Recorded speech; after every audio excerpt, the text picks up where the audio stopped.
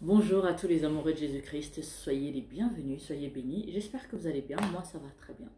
Je suis l'apôtre Harmonie.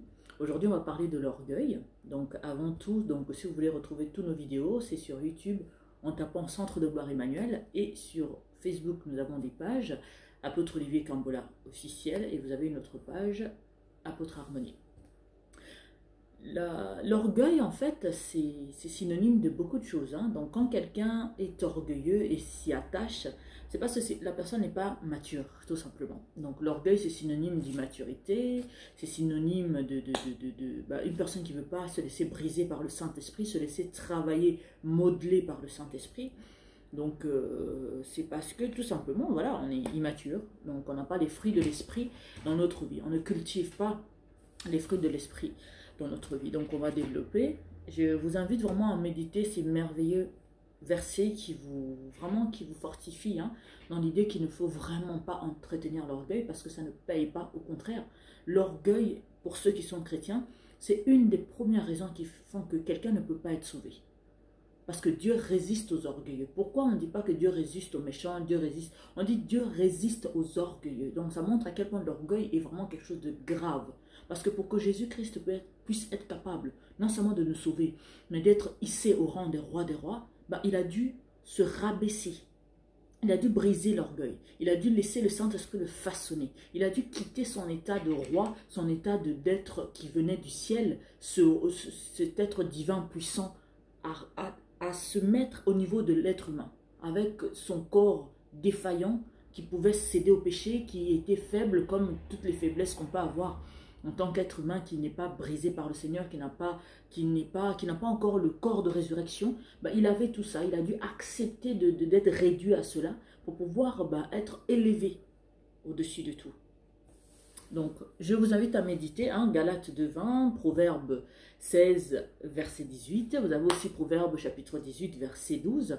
Il y a aussi Apocalypse chapitre 3, verset 21. Et pour finir, Philippiens, oui, 2, versets 5 à 11. Donc, je vais vous lire deux versets. Donc, Galates 2:20 pour commencer, qui me dit: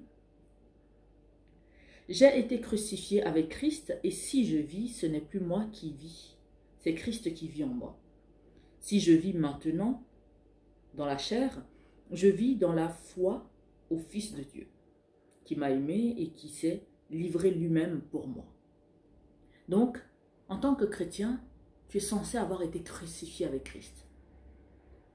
Donc, ce qui veut dire que tu as enterré les problèmes de la chair.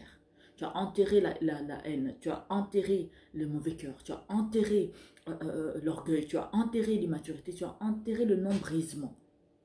Et tu as été ressuscité avec Christ, donc tu es devenu une nouvelle créature, puissante, qui n'est plus esclave de l'orgueil, qui n'est plus esclave de la chair, qui n'est plus esclave de quoi que ce soit lié à une chair qui n'est pas en Christ.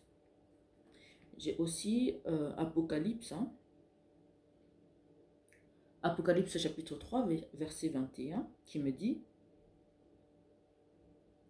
celui qui vaincra, je le ferai asseoir avec moi sur mon trône, comme moi j'ai vaincu et je me suis assis avec mon Père sur son trône. Là, c'est Jésus-Christ qui parle, qui dit que non, celui qui vaincra, parce que c'est vrai que j'ai été crucifié avec lui, j'ai été ressuscité avec lui. Maintenant, à moi de faire mes preuves, parce que lui, il a fait ses preuves. Il est allé jusqu'à la mort, jusqu'au bout de sa mission. Donc, lui, il a vaincu, il s'est mis à droite du Père. Maintenant, toi et moi qui sommes sur cette terre, qui avons été crucifiés et ressuscités avec Christ, est-ce qu'on continue à nourrir l'orgueil dans notre vie, à nourrir tout ce qui n'est pas les fruits de l'esprit? Est-ce qu'on veille à nous battre, à nous imposer, à ne pas être l'esclave de notre chair, mais que notre chair soit notre esclave, que notre esprit domine sur notre chair, que notre vie ici sur terre, nous le vivons en Christ, avec Christ? Vous savez, les personnes orgueilleuses, c'est les personnes qui ne veulent pas qu'on leur dise ce qu'ils doivent faire. C'est les personnes qui ont décidé qu'ils avaient raison et que personne n'avait à leur dire quoi que ce soit. Et ça, c'est très dangereux parce que en étant orgueilleux, donc on refuse d'apprendre des autres. On refuse de grandir. On refuse de marcher selon la volonté de Dieu. On refuse de porter en nous les fruits de l'esprit. Ce qui est l'humilité, la bonté. Donc, vous verrez, il y a plusieurs versets comme ça sur les fruits de l'esprit que je vous ai déjà donné d'ailleurs dans les vidéos précédentes, Ou sinon, vous tapez sur Google, hein, les fruits de l'esprit, versets bibliques, et donc on vous donnera plusieurs versets qui concernent les fruits de l'esprit. Donc, toi qui continues à maintenir l'orgueil dans ta vie, crois-moi, ça n'a rien de louable, ça n'a rien de... C'est pas une fierté d'être orgueilleux. Parce que, regardez bien, souvent, c'est les orgueilleux qui n'ont jamais rien réalisé de bon. C'est les personnes qui sont vides spirituellement, qui sont vides intellectuellement, c'est les personnes qui se prennent pour des êtres, on va dire, entre guillemets, supérieurs aux autres, alors qu'ils ont tellement à apprendre des autres. Pourquoi Dieu nous a donné 2 oreilles et une seule bouche? Parce qu'on doit apprendre à plus écouter qu'à parler. Mais si tu es orgueilleux, tu vas écouter qui? Qui sera capable de te donner des leçons, de donner des conseils? Certes, tout conseil n'est pas bon à prendre, mais tu écoutes, tu analyses, ce qui est bon, tu prends, ce qui n'est pas bon, tu laisses. Bien-aimé dans le Seigneur, Dieu résiste aux orgueilleux. Vous pouvez faire tout ce que vous voulez, mais tant que vous êtes toujours attaché à l'orgueil, sachez que vous êtes détaché de Dieu. Tant que vous déciderez que non, moi je suis, personne ne me dit quoi faire, Dieu va te dire que je ne te connais pas. Tu ne fais pas partie de mes enfants. Parce que Jésus lui-même a dû se détacher, donc éliminer, tuer l'orgueil dans sa vie. Alors, toi et moi, qui sommes-nous pour continuer à maintenir l'orgueil dans notre vie? À quoi nous sert l'orgueil?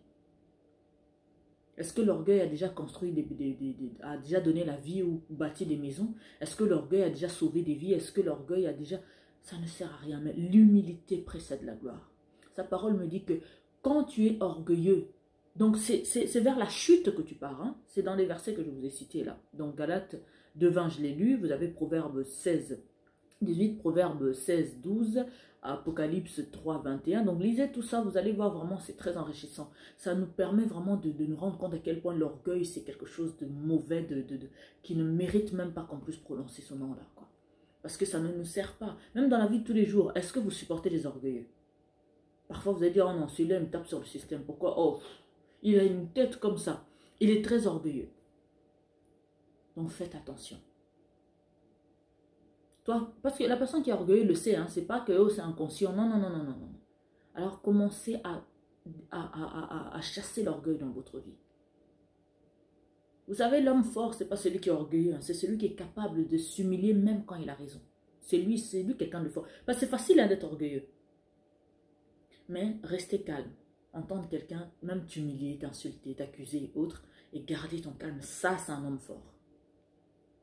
Soyez bénis infiniment, c'était l'apôtre Harmonie. Je vous laisse méditer là-dessus.